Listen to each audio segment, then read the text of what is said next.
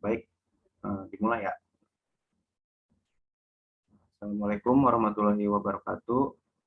Perkenalkan, kami dari kelompok 1 mata kuliah manajemen risiko akan mempresentasikan tentang analisis implementasi manajemen risiko pada UMKM angkringan AWR. Anggota dari kelompok 1 ini yang pertama yaitu ada saya sendiri, Muhammad Al-Farizi dengan NIM akhir 002, lalu ada Randika dengan NIM akhir 032, lalu ada Rizky Awaludin dengan NIM akhir 010, ada Rifki Ferdiansa dengan NIM akhir 014, Arif Kurniawan dengan NIM akhir 015, dan yang terakhir Nongfal Muhammad dengan NIM akhir 032. Baik, next.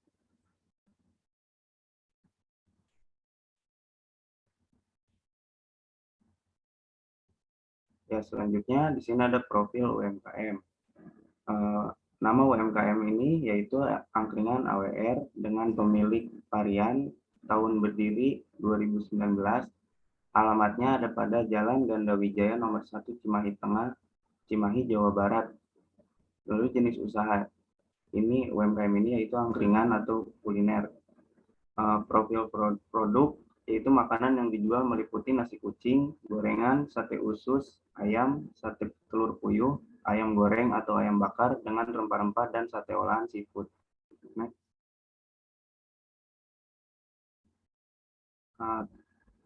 Target penjualan angkringan AWR Cimahi berdasarkan informasi yang didapat dari varian, beliau mengatakan target penjualan dari angkringan ini per harinya sehabisnya yang di bawah sekitar 1 jutaan.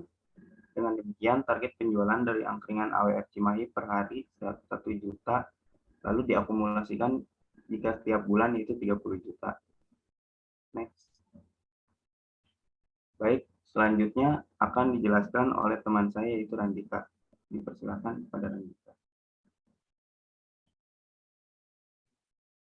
Baik, terima kasih. Di sini saya akan menjelaskan mengenai identifikasi risiko. Identifikasi risiko angkringan AWR Cimahi dilakukan berdasarkan fungsi perusahaan. Di antaranya risiko sumber daya manusia, operasional, keuangan, dan pemasaran. Teknik pengenalan risiko adalah wawancara dan survei terhadap pemilik angkringan AWR Cimahi, yaitu Bapak Rian. Adapun pada tahapan identifikasinya adalah yang pertama adalah sasaran. Identifikasi risiko dilakukan terhadap keseluruhan kegiatan, yaitu dikelompokkan dalam kegiatan 4 fungsi perusahaan, yaitu operasional, manajemen keuangan, pemasaran, dan SDM. Lalu yang kedua, sumber informasi yang diperoleh dari pemilik UMKM angkringan AWR Cimahi, yaitu Bapak Rian. Yang ketiga, teknik menganalisis risiko melalui wawancara langsung terhadap pemilik angkringan AWR Cimahi, yaitu Bapak Rian. Next. Identifikasi risiko yang pertama yaitu operasional. Yang pertama, konsleting listrik, kebakaran, kelangkaan bahan baku. Yang keempat, bahan baku yang tidak tahan lama. Yang kelima, kegagalan produksi. Lalu untuk SDM-nya, yang pertama, karyawan kurang kompeten. Yang kedua, kecelakaan kerja. Yang ketiga, lalu ada risiko keuangan. Yang pertama, kesalahan pencatatan keuangan. Dan yang kedua, bahan baku meningkat. Lalu ada risiko pemasaran, kesalahan pendistribusian produk. Yang kedua, persaingan harga. Sekian dari saya. Selanjutnya akan dijelaskan oleh rekan saya. Baik, selanjutnya kita masuk pada pengukuran risiko.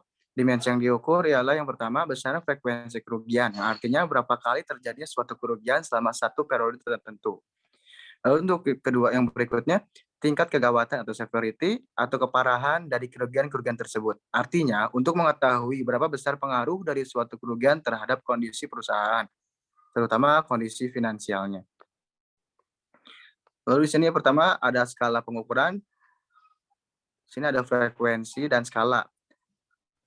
Untuk skala 5 itu artinya sangat sering, lalu 4 itu sering, 3 kadang-kadang, 2 jarang, dan 1 sangat jarang.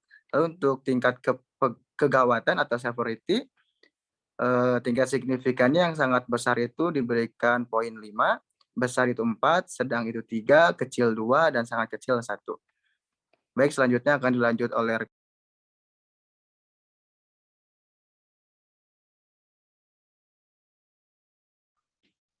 Baik, di sini teknik yang digunakan adalah matriks frekuensi ya dan signifikansi risiko dengan cara mengelompokkan risiko berdasarkan dimensi frekuensi dan signifikansi. Yang pertama dari jenis risiko operasional, yaitu dari peristiwa konsleting listrik, frekuensinya itu didapat 1 dengan signifikansi 4. Kemudian dari peristiwa kebakaran, frekuensinya itu didapat 1 dan signifikansinya itu dengan nilai 5. Kemudian dari peristiwa kelangkaan bahan baku, didapat frekuensi 3 dan signifikansinya itu 4. Kemudian ada bahan baku tidak tahan lama, didapat frekuensinya itu dengan nilai 4 dan signifikansinya itu nilai 3. Dan ada kegagalan produksi, yakni dengan frekuensi 3 dan signifikansi 4. Kemudian dari risiko sumber daya manusia, dari peristiwa karyawan kurang kompeten. Yang pertama, dari frekuensinya itu didapat nilai 4 dan signifikansinya itu didapat nilai 4. Kemudian dari kecelakaan kerja, didapat frekuensinya itu 4 dan signifikansinya itu 4. Kemudian dari jenis risiko keuangan, didapat peristiwa kesalahan pencatatan keuangan, harga bahan baku meningkat. Yang pertama, kesalahan pencatatan keuangan dengan frekuensi nilainya itu 3 dan signifikansinya itu 2. Kemudian harga bahan baku meningkat. Dari frekuensinya itu 3 dan signifikansinya itu 4. Selanjutnya itu ada jenis risiko pemasaran, di mana peristiwanya itu kesalahan pendistribusian produk dengan frekuensi 3 dan signifikansi 1. Peristiwa persaingan harga dengan frekuensi 5 dan signifikansinya 3. Next. Nah, selanjutnya yaitu masuk ke pemetaan risiko, di mana teknik yang digunakan untuk pemetaan ini adalah dengan melihat dari 2 dimensi terjadinya risiko, yaitu probabilitas dan dampak atau tingkat kegawatan.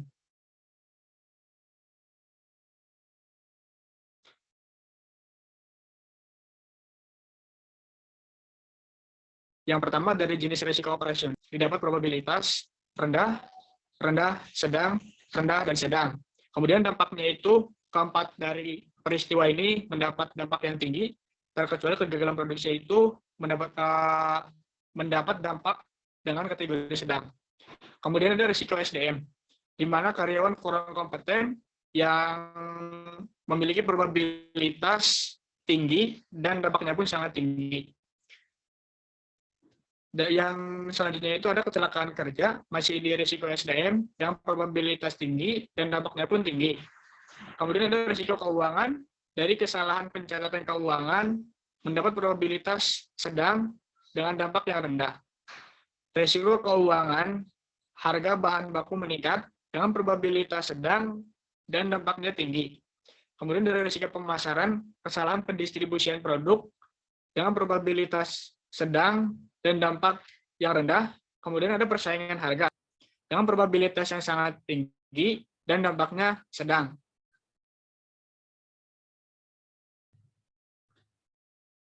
Selanjutnya dilanjutkan oleh rekan saya.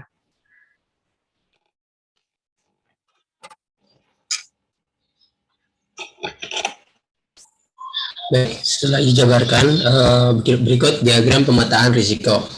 Teknik yang digunakan adalah matriks frekuensi dan signifikansi risiko dengan cara mengelompokkan risiko berdasarkan dimensi frekuensi dan signifikansi. Baik, di dalam matriks ini, pada risiko 1, yaitu terdapat karyawan yang kurang kompeten dan kecelakaan kerja. Risiko 2, terdapat konsleting listrik, kebakaran, kelangkaan bahan baku, kegagalan produksi, harga bahan baku meningkat, kesalahan pencatatan keuangan. Lalu risiko ketiga yaitu ada persaingan harga, dan risiko keempat yaitu kesalahan pendistribusian produk dan bahan baku yang tidak tahan lama. Untuk keterangannya yaitu kuadran 1, yaitu area dengan tingkat probabilitas dan dampak sedang sampai tinggi, terdiri dari risiko prioritas utama. Nah, untuk kuadran kedua yaitu area tingkat probabilitas sedang sampai tinggi dan dampaknya tinggi, terdiri dari risiko prioritas. Nah, untuk kuadran ketiga yaitu area tingkat probabilitas tinggi dan tingkat dampaknya rendah. Risiko ini rutin terjadi tetapi tidak terlalu mengganggu. Lalu untuk kuadran 4 yaitu area tingkat probabilitas yang rendah dan dampaknya juga rendah. Risikonya cenderung dapat diabaikan. Nah, baik, untuk selanjutnya akan dijelaskan oleh Nova.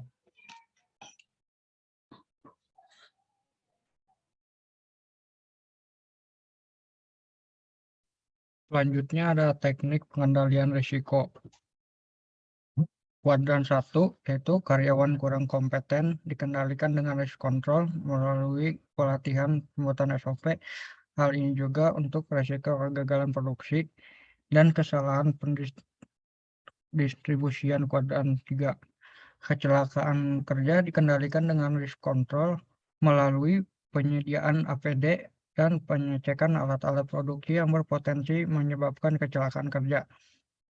Kuadran kedua yaitu konsleting listrik dikendalikan dengan risk retention, yang mana perusahaan harus menerima risiko tersebut dan menyediakan dana untuk mengatasinya. Kebakaran dikendalikan dengan risk control melalui pengecekan alat-alat yang berpotensi terbakar dan menyediakan alat pemadam. Kelangkaan bahan baku secara tidak langsung akan meningkatkan harga bahan baku. Hal ini dapat dikendalikan dengan timing melalui melakukan rencana alternatif seperti mengganti bahan baku dengan harga lebih murah, namun kualitas tetap baik, atau menaikkan harga jual dengan memberikan pengertian kepada konsumen. Kesalahan pencatatan keuangan dikendalikan melalui risk control melalui audit atau pengecekan ulang pencatatan keuangan. Kuadran ketiga yaitu resiko persaingan harga dikendalikan dengan risk analysis melalui analisis kebutuhan pasar melalui produk pesaing dan evaluasi produk, serta menentukan harga yang tepat bagi produk diimbangi dengan kualitas produk yang dihasilkan. Yang terakhir ada kuadran 4 yaitu bahan baku tidak tahan lama bisa dikendalikan menggunakan metode EOQ dan dapat menggunakan lemari es atau pendingin untuk menjaga agar kualitas bahan baku tidak menurun. Kesalahan pendistribusian produk bisa diatasi dengan menggunakan pencatatan nomor, meja di struk pemesanan sehingga tidak salah dalam mendistribusikan. Next.